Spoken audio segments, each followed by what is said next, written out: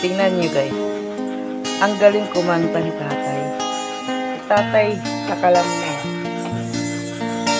Lumuha ang mata nang makita Kahit may edad ng tatay, magaling pa rin siya kumanta. larawan at liham na iniwan mo.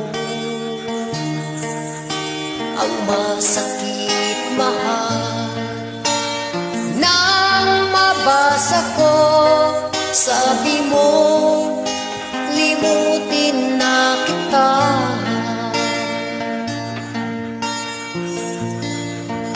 Di ko magagawang kalimutan ka,